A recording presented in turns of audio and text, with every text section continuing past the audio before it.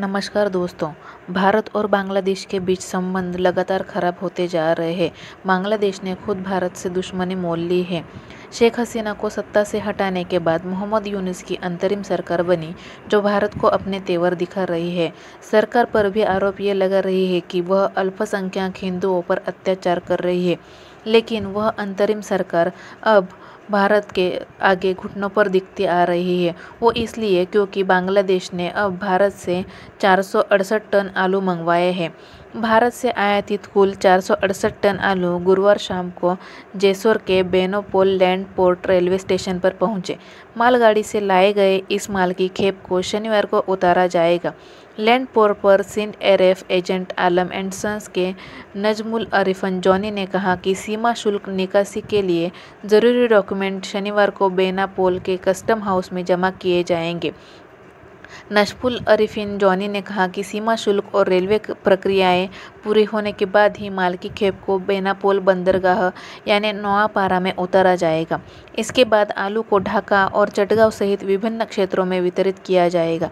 वहीं स्टेशन पर मास्टर सैदुज्जमान ने कहा कि आयात तक चपेन बावनगंज राजशाही से टाटा ट्रेडर्स ने मालदा भारत से आतिफ एक्सपोर्ट्स की ओर से निर्यात किए गए माल को आयात किया है। उन्होंने बताया कि मालगाड़ी में आलू की 9,460 बोरियां थी और इस खेप का आयात मूल्य 1,07,640 डॉलर है।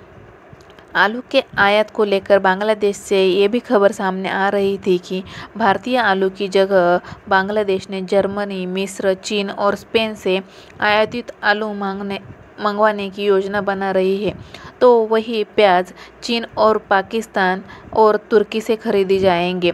वाणिज्य मंत्रालय के सचिव सलीम उद्दीन ने प्रथम एलो से कहा था कि बीटीटीसी ने आलू और प्याज की कीमत और आपूर्ति को बनाए रखने के लिए कई विकल्प सोचे हैं। बांग्लादेश व्यापार और टैरिफ आयोग ने कुछ संभावित स्रोतों का पता लगाया है और देश के वाणिज्य मंत्रालय को इसके बारे में सूचित कर दिया है।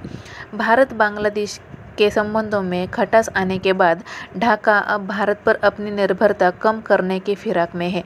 वो आलू और प्याज के आयात के लिए भारत के अलावा अन्य सोर्स पर विचार कर रहा है।